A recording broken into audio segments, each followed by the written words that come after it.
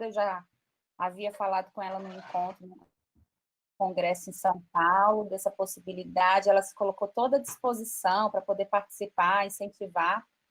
E ela, além de farmacêutica, formada na USP, mestre e doutora também em saúde pública na USP, com especialidade em homeopatia, ela é dona de um dos laboratórios do país mais renomados em homeopatia. Então, assim, falou de credibilidade, de confiança, de um remédio que foi feito, assim, desde o início do produto até chegar na mão do consumidor, que você pode zelar por ele, e é o laboratório dela, né, a farmácia em São Paulo, que se chama HN Cristiano.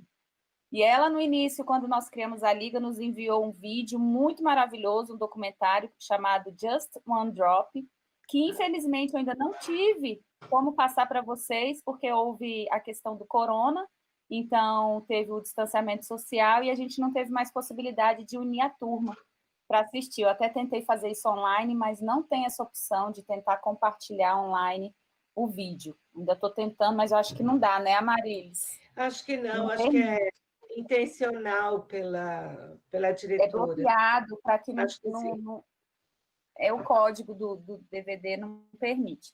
Mas assim que der, a gente vai passar o vídeo para vocês. Eu queria agradecer muito a presença da Marilis. Vocês hoje vão beber água pura, da fonte. Isso, tá vindo. Aqui a gente não... Aí, eu preciso começar do início.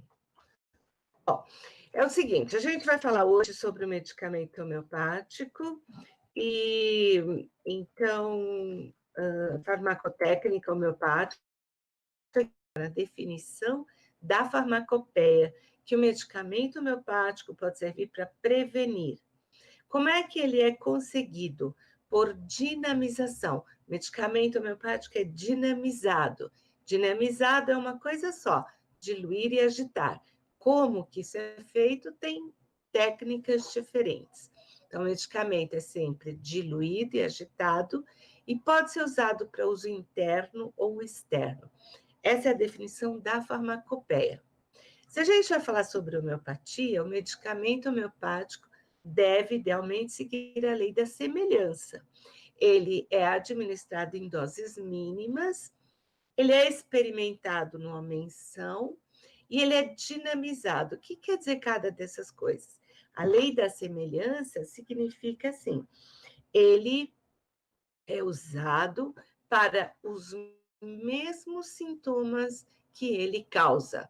Eu vou fazer um medicamento que é usado para tratar os sintomas que aquela substância causa.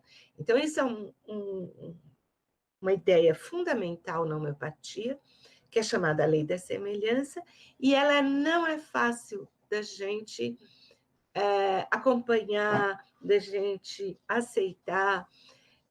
Por quê? Porque ela é totalmente diferente do que a gente acostuma, desde o nascimento, na formação, na graduação, né?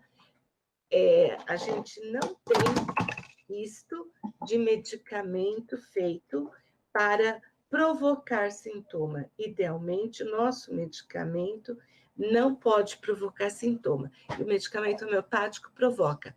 Por isso, ele tem que ser administrado em doses muito pequenas. Por quê? Vocês já devem ter ouvido a história do Hahnemann com a quina, né? O quinino, a malária.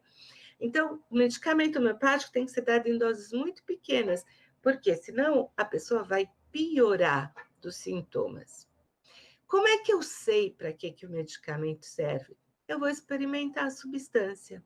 Em quem que eu vou experimentar? No doente, para ver se o determinado anti-inflamatório ele vai atuar numa inflamação, em um animal, em um humano inflamado? Não. Eu vou experimentar no homem são. E agora eu vou ver se isso funciona, se essa substância funciona. E essa dinamização, essa palavra, ela é muito interessante, porque apesar de compreender uma grande diluição e agitação, ela também contém no seu próprio nome dínamo, dinâmico, alguma coisa, uma força que provoca alterações. Então, A gente fala que o medicamento homeopático, ele tem uma força para provocar as alterações, as modificações, mesmo que extremamente diluído, tá? Então, o próximo slide agora, ele vai nos dizer que para a gente utilizar o medicamento homeopático, a lei da semelhança, eu preciso usar uma quantidade muito pequena. Como é que eu vou fazer isso? Tirando um pedacinho cada vez menor, menor, menor, se vocês forem usar o medicamento alopático, vocês vão falar em miligramas de determinada substância. Aqui não. Mas como é que eu posso diminuir, diminuir, diminuir? Como é que Hahnemann podia fazer isso naquela época?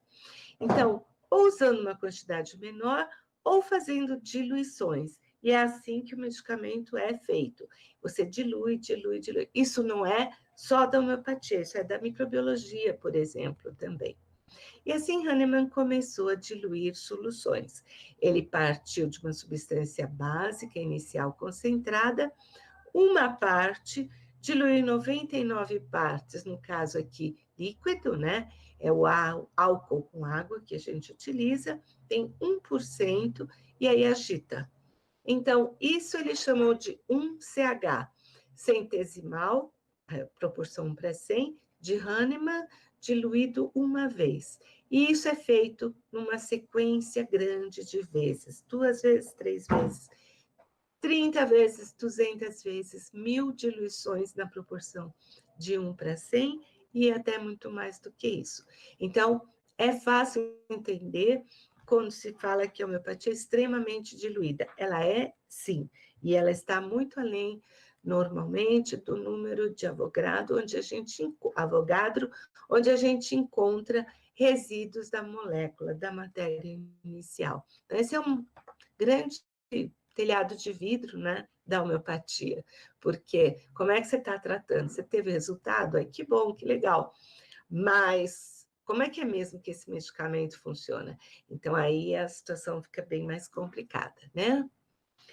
Na prática, a gente faz uma coisa simples assim, ou pode fazer uma coisa simples assim, como gotas, uma cânula, uma gota, um frasco, e aí você agita como? Contra uma almofada. Essa almofada aí está um pouco até deformada pela força que a pessoa chegou, mas Hahnemann fazia contra um livro de capa de couro, a gente não machuca a mão, faz contra uma almofada, ou um braço mecânico, que é um equipamento hoje que praticamente toda farmácia tem, que ele repete, ele replica esse movimento do braço da pessoa, tá?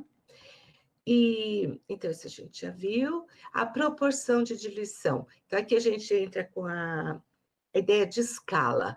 Você está falando que vai diluir. Diluir quanto? Então, 1:100, centesimal, é a mais usada, especialmente aqui no Brasil. 1:10 a decimal, vocês podem ver isso às vezes.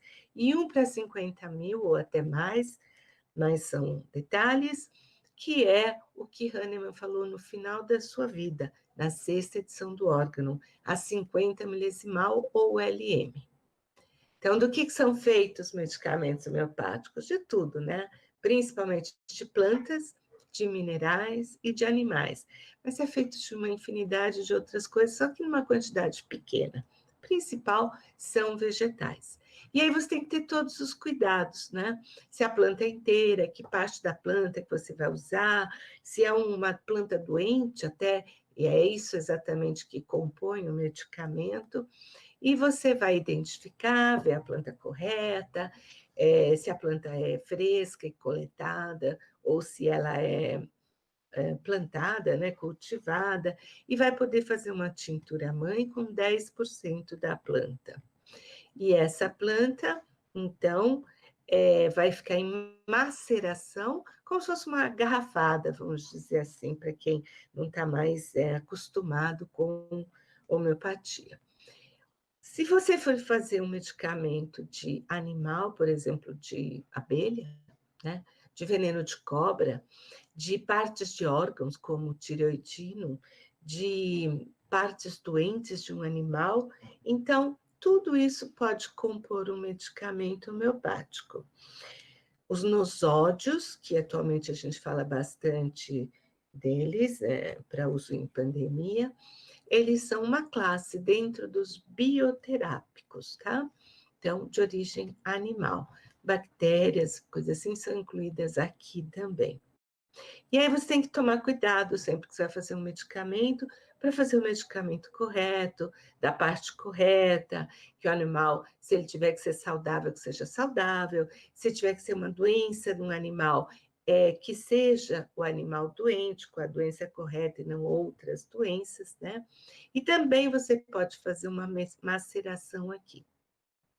E se você for fazer um medicamento de origem mineral, você vai ter que, da mesma maneira, conseguir o material correto. Então, você quer fazer do ouro, auro metálico, você vai partir do mineral. E como é que você vai fazer? Não pode mais fazer uma tintura, uma garrafada. Se você quer fazer do sal de cozinha, né, do sal marinho, natro muriático, você tem, ele é solúvel em água, por exemplo. Já o ouro, não. E aí você tem uma outra maneira de preparo, que é através da trituração. Existem algumas preparações, são especiais de Hahnemann. Era uma pessoa que estudava química, conhecia, e acabou fazendo umas preparações só dele, que só tem na homeopatia. Alguns desses medicamentos são importantes, o hipersulfuro, o cáustico, mesmo mercúrio solúbilis, né? E quando você vai fazer de um mineral, claro, você tem que tomar os mesmos cuidados, e se esse mineral puder ser diluído, quer dizer, puder ser solúvel, solubilizado em algum dos veículos que a gente utiliza, tudo bem. Senão, você vai triturar esse material. Eu vou tentar dar uma ideia para vocês o que é. Bom, a gente pode fazer, como eu disse, medicamento homeopático de fungos, de bactérias, de toxinas, de giardia, de algas, né, de radiações, de muitas coisas. Isso é um pouco exótico, acaba não sendo uma quantidade muito grande, uma porcentagem muito grande dos medicamentos, mas existe também. E esses, assim, se você olhar medicamentos homeopáticos como um todo, os que são chamados verdadeiros, entre aspas, os clássicos, eles têm a patogenesia descrita. E o que é patogenesia?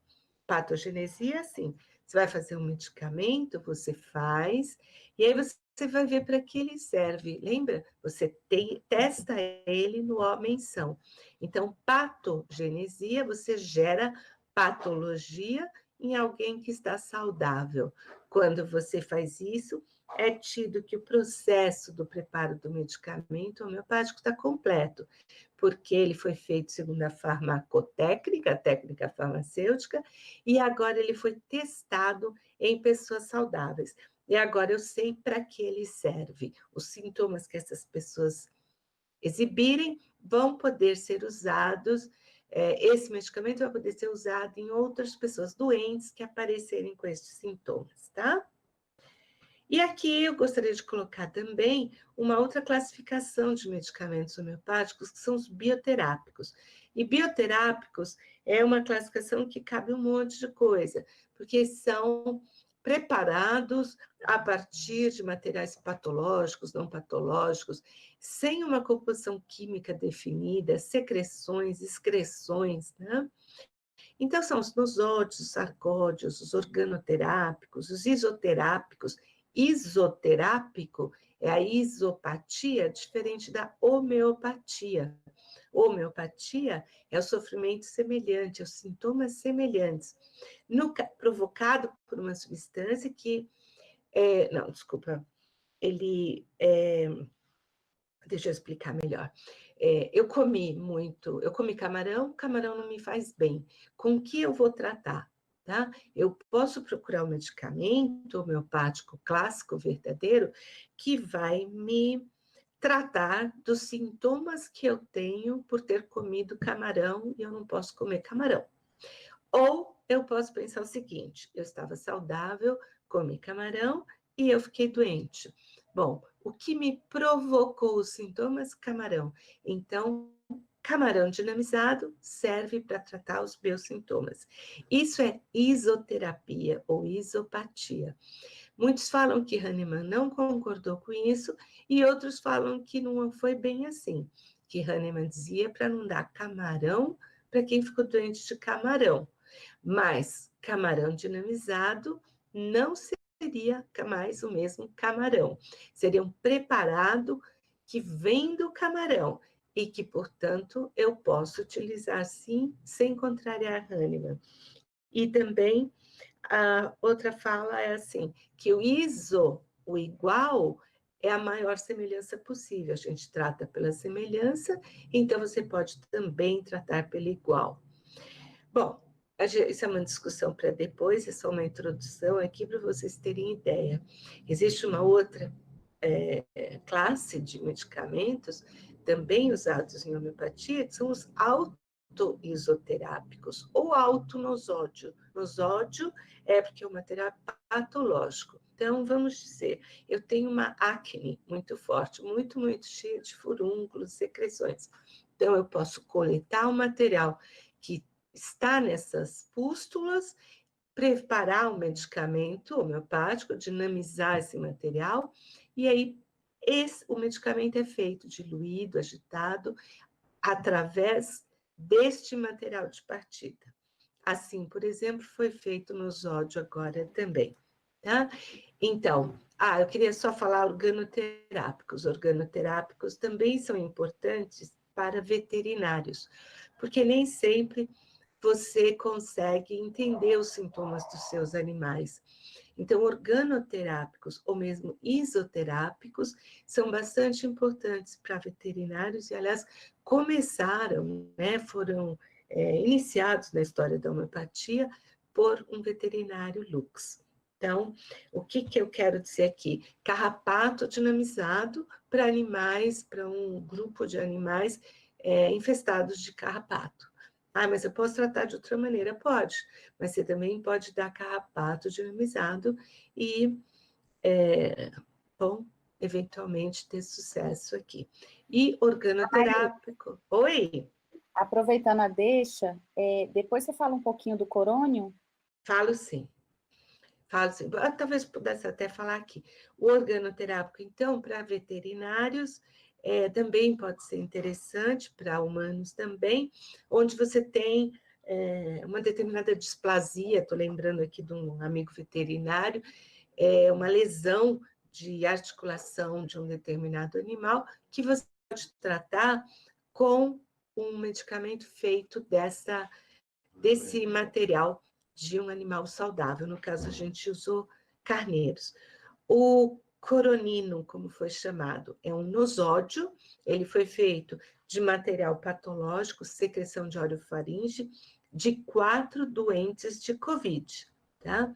Esse material foi coletado, foi dinamizado, foi reunido e foi feito um teste de PCR, depois da gente ter diluído 13 vezes na proporção 1:100. E aí, deu um PCR positivo ainda. Então, a gente continuou subindo, mandou novamente na 28, e aí, então, o PCR foi negativo.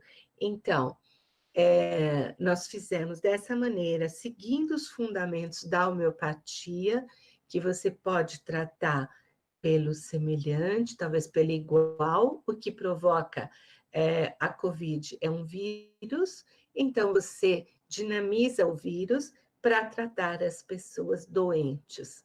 Como é que eu posso testar se isso vai dar certo? Eu posso dar para pessoas saudáveis, ver os sintomas que elas exibem. E isso foi feito com 85 voluntários, 1/3 recebeu esse coronino, né, esse nosódio feito dessa secreção, 1/3 um outro medicamento e 1/3 recebeu placebo. E os sintomas que eles tiveram, então, foram anotados, coletados, tudo isso foi feito em cego, e foram apresentados posteriormente algumas lives, posso passar essas referências, se vocês quiserem, de maneira que esses sintomas são compatíveis com quem tem Covid, ou pelo menos com parte das pessoas, já que os sintomas são bem amplos, né? Então, esse medicamento, esse nosódio, ele se mostrou seguro, porque foi feito o teste de PCR, ele não provoca doença verdadeira, e ele mostrou sua eficácia, provocando sintomas em pessoas saudáveis. Tá? Então, esse é o medicamento coronino, que lembra-se da definição de medicamento homeopático pela farmacopeia, é para curar e prevenir.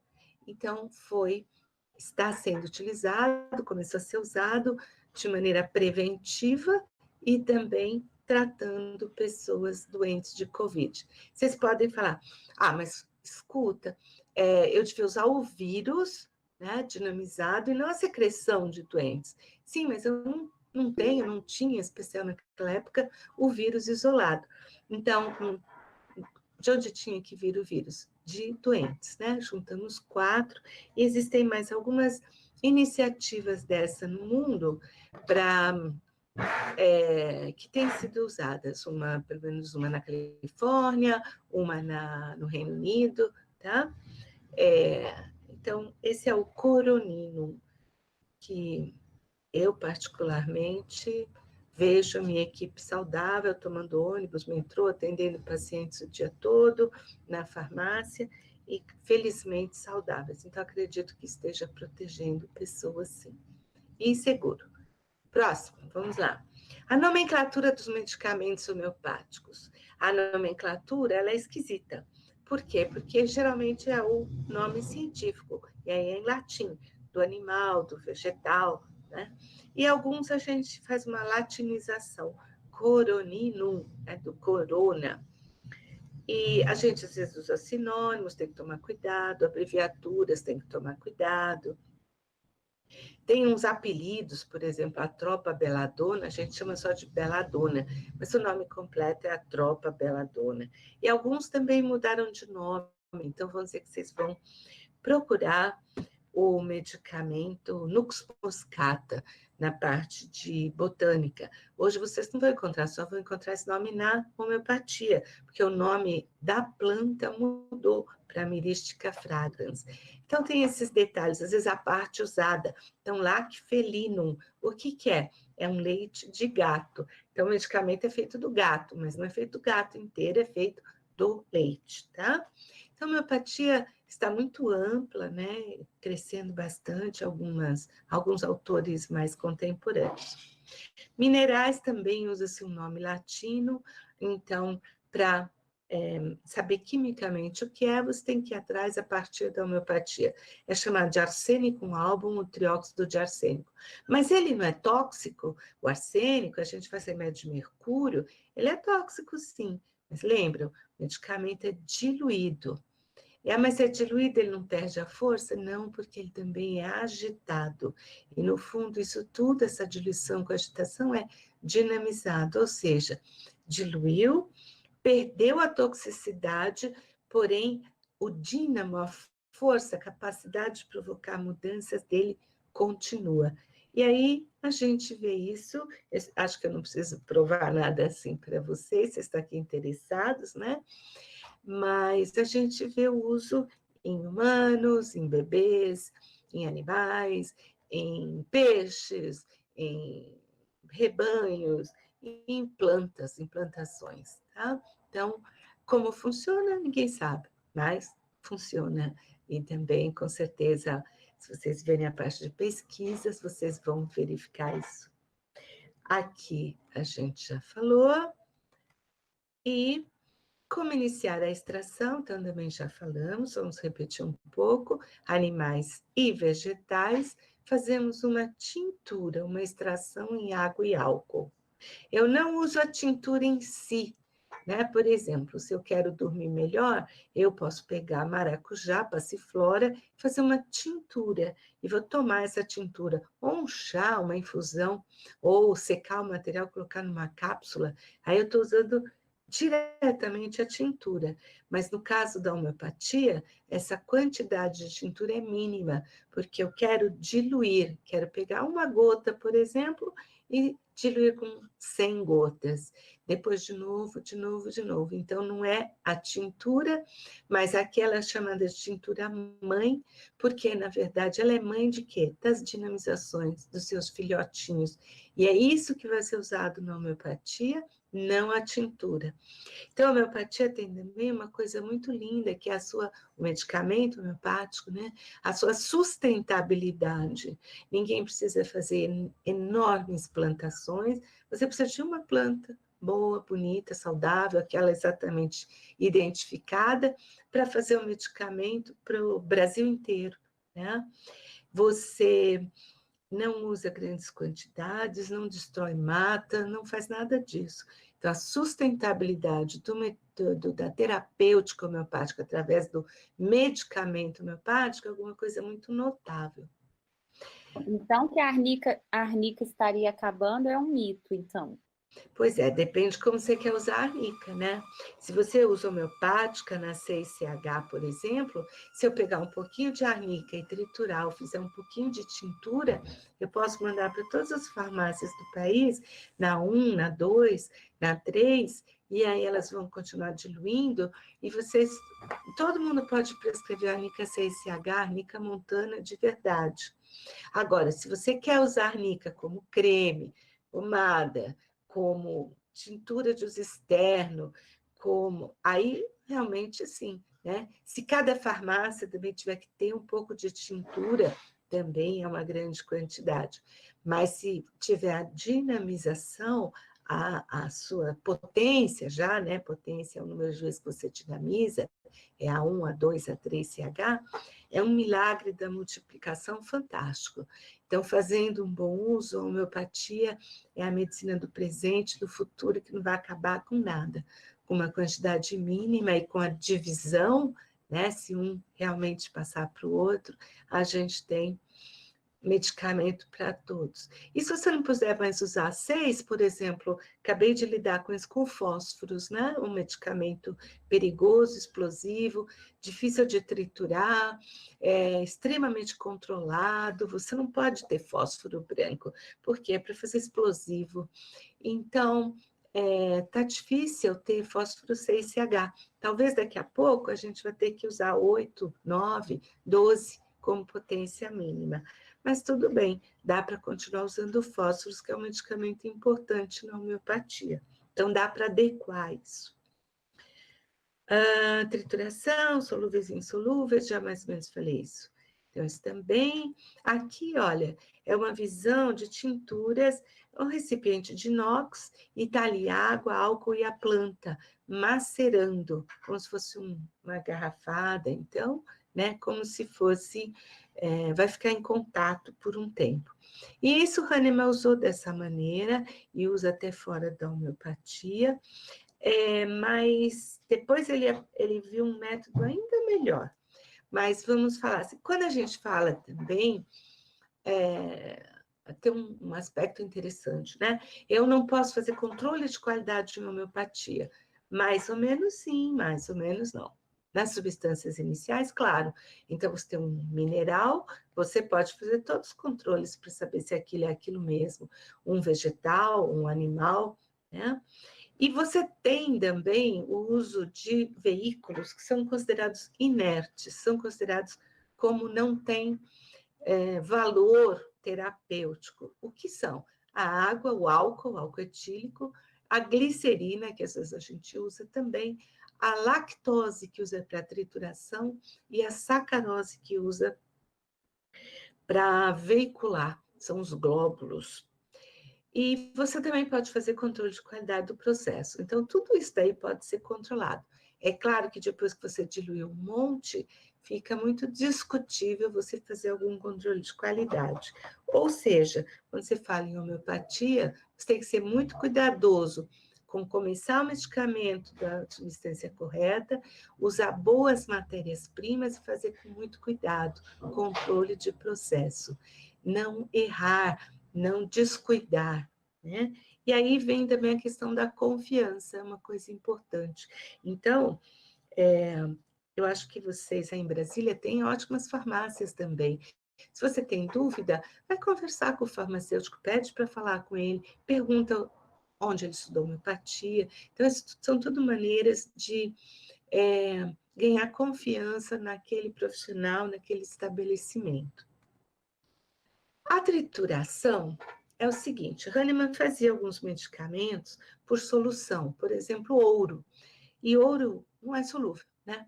Então, foi lá com árabes, ele tem uma vida muito interessante, muita cultura, e ele percebeu que árabes faziam uso de ouro como substância terapêutica. E aí foi lá que ele foi aprender a triturar o ouro com um pouco de lactose, quer dizer, não aprendeu exatamente, mas deduziu também, né?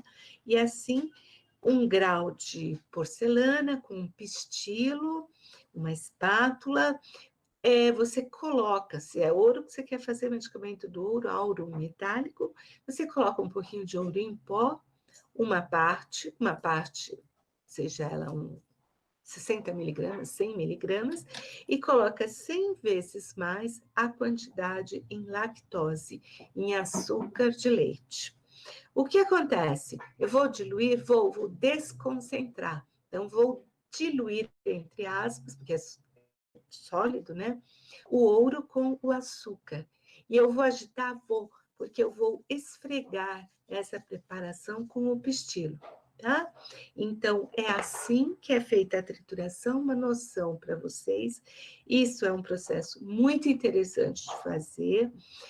Sugiro que vocês na Liga um dia façam isso em conjunto, pode ser grupos de trituração, cada um sai à busca de uma planta ou um mineral que lhe pareça atraente e façam isso com atenção, com concentração, porque os resultados podem ser bastante interessantes. Uma sugestão para vocês fazerem isso na Liga, se vocês quiserem, eu conto um pouco mais num outro momento. E aí, essa trituração, diz Hahnemann, ele desperta o poder medicinal. E aí você pode, inclusive, que foi o que ele fez, por exemplo, fazer tintura de vegetal, de arnica, por exemplo. E agora ele falou assim, né, lá atrás, no tempo, e se eu pegar a arnica, em vez de fazer uma tintura, e colocar um pedacinho de arnica nesse grau e triturar com lactose? Sabe qual a vantagem? A arnica que você extrai com água e álcool, você extrai só uma parte do que está dentro daquela planta. E agora, quando você põe no grau de porcelana, você põe um pedacinho da planta, tudo passa a se transformar em medicamento. Então, você não tem mais uma parte seletiva da arnica, você tem o todo, né? Isso pode ser muito interessante. E Hahnemann achou isso, que na última edição do órgão, ele passa a indicar que seja usada tudo por trituração. A trituração seja usada para a origem de todos os medicamentos. Trituração, para animal, para vegetal, para mineral e para qualquer outra coisa, tá? Porque ele gostou dos efeitos, ele fala que ficou melhor dinamizado. Também, se vocês quiserem, depois posso passar escrito, a gente tem um canal de YouTube, tem ali uma trituração, tem uma dinamização de fluxo contínuo e outras questões, então, se alguém quiser se aprofundar. Existe triturador mecânico, praticamente não existe no país. Aqui, a dinamização, que é a diluição com agitação, então, feito a forma, também já vimos, as escalas de dinamização. Então, centesimal é mais comum. Falamos em arnica 6CH. Então, 6 vezes diluída, na proporção de 1:100 e agitada. Olha, vale a pena aqui a gente pensar o seguinte, mas 6CH, que é um medicamento pouco diluído, em termos de concentração material, ele tem 10 a menos 12 de material. E se você pegar uma arnica 12CH, ele tem 10 a menos 24 do material da arnica da planta inicial. Vocês lembram daquele número 6,02 vezes 10 a menos 23? Né? Então, até uma diluição de 24, de 12, quer dizer, 10 a menos 24, por volta disso, você teria a probabilidade de encontrar uma molécula de arnica. Depois disso é zero, né? Então, e a gente continua usando arnica 30, 200 e outras potências. Então, parem para pensar um pouco que nosso medicamento não tem toxicidade material, né? Não termina com, não exaure matérias-primas, né? É realmente. E como que ele funciona? Essa é uma grande pergunta, né? E a gente tem alguns indícios, mas não se funciona ou não funciona. Sim, funciona. Aí os métodos de dinamização. A gente tem o método de Hahnemann, que é chamado também de frascos separados. Se eu quero fazer uma arnica 6CH, eu preciso de 6 frascos. Posso fazer em DH, eu vou fazer uma diluição só de 1 para 10, 6 frascos também. Diluo e agito. Pode ser na mão. Diluo e agito contra a minha mão, contra um livro, contra uma almofada, o que for. Tem um outro método de Hahnemann da 6ª edição do órgão, que é chamada 50 milesimal. É bem diferente e é fascinante, na verdade, esse método. Hahnemann resolve se afastar muito mais da matéria. Interessante que hoje a gente fala em nanotecnologia.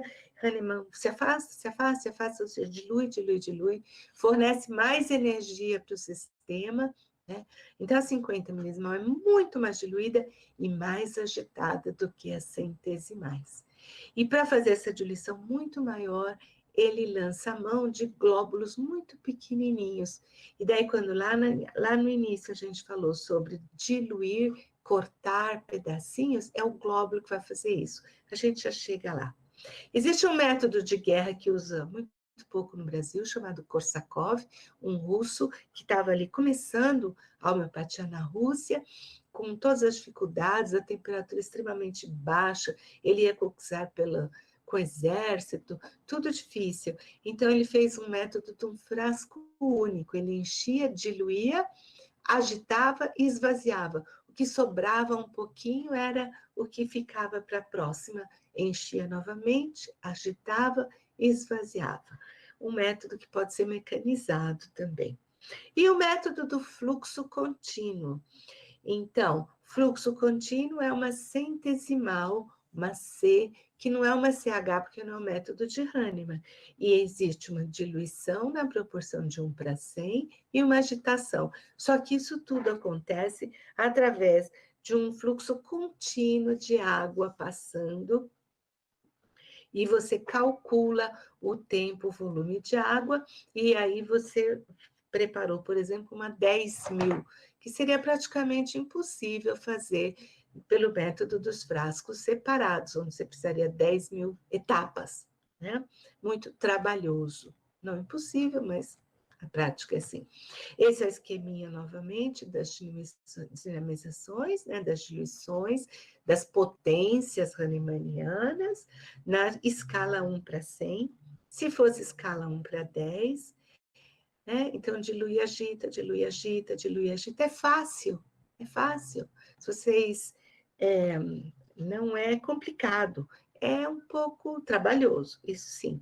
E você tem que fazer com cuidado, porque se você fizer em vez de arnica, esquecer da arnica em alguma dessas etapas, de diluir, se você fizer de uma arnica diferente, de uma planta diferente, você chega em resultados diferentes, né?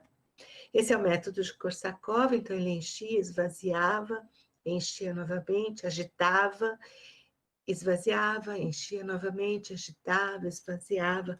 É muito pouco usado no Brasil. Em outros países, sim, onde existe inclusive essa máquina, que é um Korsakov mecanizado.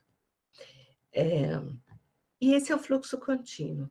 Então, o esquema do fluxo contínuo é que no meio tem uma câmara onde entra água por cima e sai por baixo, e uma pazinha, um eixo que gira em torno dele mesmo, como se vocês pegassem um mixer na cozinha, um copo grande, e entrasse água de um lado e saísse pelo outro, e o mixer agitando esse sistema tudo ao mesmo tempo, a diluição e a agitação. Por isso, é um fluxo contínuo de água. Tá? Para que a gente usa isso? A gente usa isso porque existe a influência de alguns homeopatas que seguem Kent, K-E-N-T, né? um homeopata americano, que usa potências muito elevadas. Então, não é 6, não é 12, não é 30, é 1.000, 10.000, 50.000. E aí eu sempre falo assim, dá para ir a pé para Brasília, de São Paulo? Bom, não dá. Bom, dá, vai, mas tem que ir aos pouquinhos. E se você quer, de repente, chegar em Brasília, você tem que ter um método de chegar aí mecanicamente, de avião, de ônibus, de carro, né? E o fluxo contínuo é mais ou menos uma analogia assim. Então, não quer usar fluxo contínuo, porque alguns homeopatas acham que é ruim, não é a mesma coisa. Claro que não é a mesma coisa, né? O método de Hahnemann é outro diferente, mas os princípios são mais ou menos o mesmo. Não quer usar? Use potências mais baixas, que é possível, então, de serem dinamizadas para você. E aqui, as 50 milesimais, ou LM, L de 50, M de 1000. Hahnemann daí já acreditava que a trituração de tudo era ótimo, 3 triturações, cada uma de 1 hora, trabalhoso, aí passava uma pequena quantidade para uma solução, fazia uma solução com 500 gotas de água, aí esse frasco lá de cima está embaixo, pegava uma gota, colocava 100 gotas de álcool forte, agitava fortemente 100 vezes e pingava uma gota sobre glóbulos, bolinhas de açúcar muito pequenininhos. Uma gota sobre glóbulos muito pequenininhos. Portanto, pequenos de um tamanho que uma gota molha 500 desses glóbulos e ainda sobra, tá? Então, cada gota, se não sobrasse, teria 1/500avo, cada glóbulo, se não sobrasse, teria 1/500avo da gota. Assim, Hahnemann recortou a gota em 500 partes, né? Um homem extremamente engenhoso. Esse glóbulo é passado à frente, diluído em 100 gotas, aí agitado com força, e em seguida uma gota molha esses glóbulos bem pequenininhos. Então, este método é muito mais trabalhoso do que a centesimal, ele dilui muito mais e agita mais também, já que aqui ele pediu 100 agitações fortes, e antes ele estava falando de 2, 10 moderadas, tá? Então, mais diluição e mais energia no sistema. Então, aqui é só para mostrar para vocês a ideia de Hahnemann, a gente ficou inventando essa situação de que cada globulinho que ele usa ali, ó, naquele frasquinho, naquela placa, seria um caminhãozinho. E eu vou molhar com aquela gota que está ali atrás, esses montes de caminhõezinhos. Cada caminhãozinho fica com uma partezinha da gota, como se fosse uma gota amarela, molhando um monte de caminhõezinhos, e aí cada um desses tem um pedacinho de não maior do que 1/500avo da gota. Uma ideia bem engenhosa. As 50 milesimais hoje, que são os medicamentos descritos na 6ª edição do órgão de Hahnemann, ainda são pouco usadas, mas eu vejo o uso aumentando de uma certa maneira, e é o resultado do que Hahnemann fala, meu melhor método, quando ele busca um medicamento mais suave, mais profundo e mais duradouro, especialmente indicado para tratar doenças crônicas, mas não só. Dar uma ideia para vocês, um grande estoque de um laboratório, no caso, homeopático, cada uma dessas montanhas de gavetas está cheio de montes de frasquinhos, assim, por exemplo.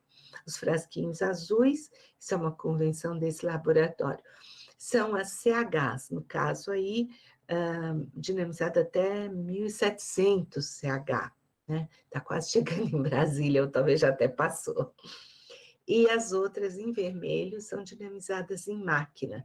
Então, pode ser, por exemplo, aqui vocês veem 70 mil, 80 mil, 100 mil, que não é possível fazer passo a passo. Tá? Então, o método do fluxo contínuo.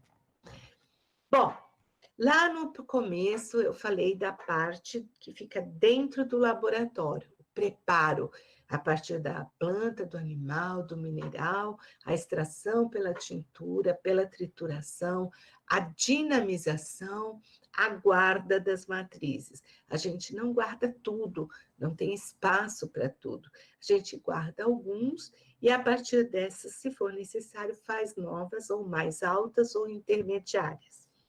E quando chega a prescrição, o que eu faço? Como é que eu vou fazer a dispensação, o preparo do medicamento para o paciente? Então, aí é chamado de forma farmacêutica de dispensação, onde eu vou ter uma noção do veículo. O veículo, vocês podem pensar um carrinho que vai levar dinamização para o paciente.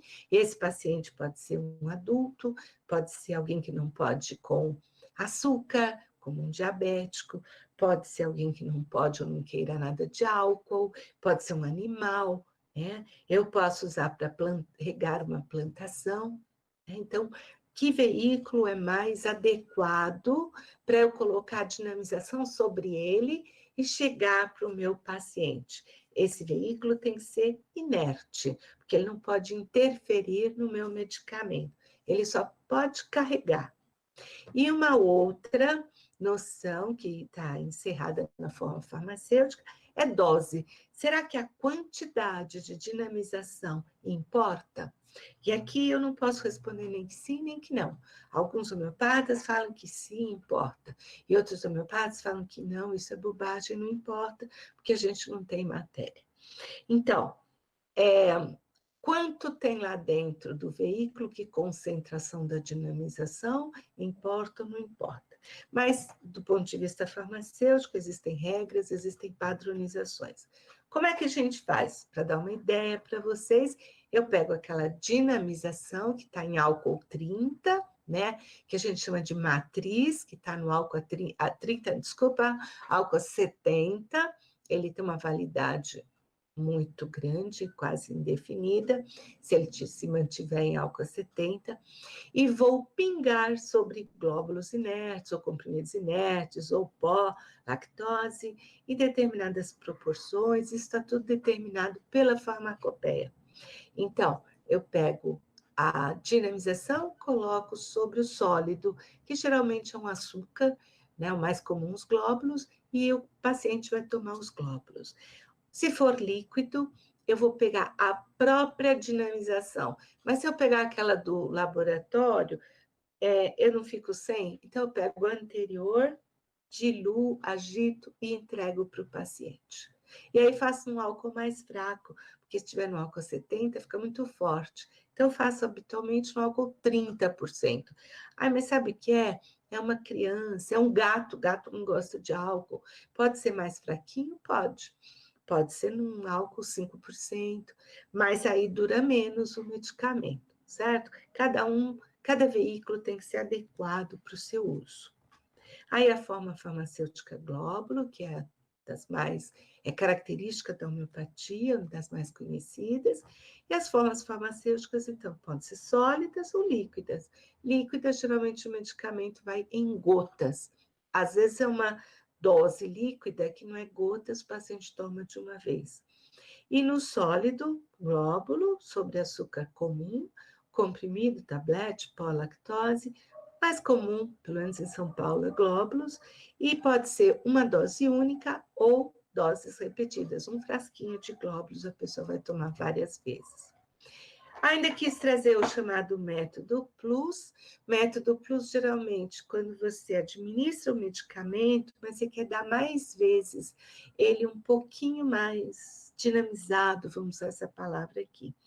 Então, você dilui num pouco de água, gotas ou glóbulos, e aí você vai administrando para o paciente. Houve uma diluição, né?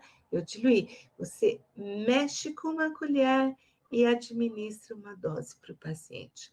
Daí, mais um pouco, você mexe novamente e administra outra dose para o seu paciente, tá? Isso é método Plus e Hahnemann tem lá uma fundamentação um pouquinho diferente, não chamava assim, mas a gente gosta. Uau, foi me dado no máximo 1 hora, então estou aqui. Esse é meu e-mail. Vocês podem me escrever se tiverem dúvidas, se quiserem visitar laboratório, farmácia, vindo a São Paulo. Esse é o nosso endereço do Instituto de Pesquisa, Ensino e Divulgação de Práticas Integrativas. Se vocês quiserem olhar o nosso canal de YouTube, agradecemos. E façam, inscrevam-se, curtam, tem vários vídeos interessantes para quem quer se aprofundar um pouco mais, tá bom? Eu agradeço a opinião, a presença de vocês, estou disponível aqui para qualquer dúvida, qualquer comentário que vocês quiserem. Eu vejo aqui que um dos poucos laboratórios que tem HN Cristiano no Coronino, ele foi feito com 2 pacientes do Rio de Janeiro e 2 de Curitiba. Então, foram as farmácias Átomo e a farmácia Nilo Cairo que dinamizaram esse material inicial, coletaram e dinamizaram. E aí foi enviado para mim e a gente, então, juntou, né, ficou com material de 4 e dinamizou, subiu essas potências. E por quê? Porque o laboratório HN, não as farmácias, o laboratório é de matrizes e de tinturas. Então, pode vender para outras farmácias, cada farmácia não tem que fazer o seu, né? É uma coisa que fica legalmente previsto pela vigilância sanitária. Então, é por isso que realmente tem na nossa farmácia, na Nilo Cairo, na Átomo do Rio de Janeiro, e hoje em todas as outras farmácias que quiseram, mas foi produzido pelo nosso, tá? Pelo laboratório HN. Mais algum comentário, alguma dúvida?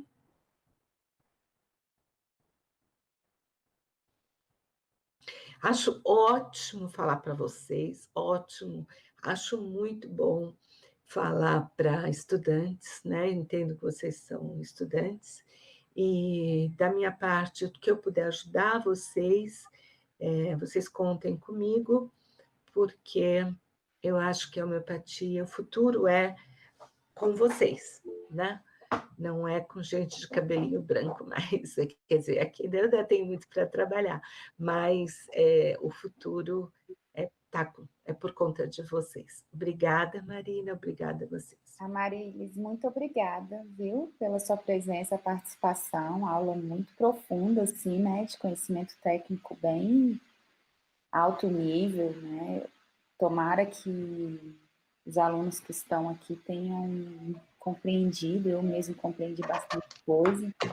Se alguém acha que alguma coisa não ficou clara, gente, aquele CHzinho que vem no remédio homeopático, 6CH, 5CH, o DH, a hora é agora de perguntar o que é milesimal, centesimal, tá bom? E a Marilis, é verdade que a medicação, quanto mais diluída, mais atuaria no mental?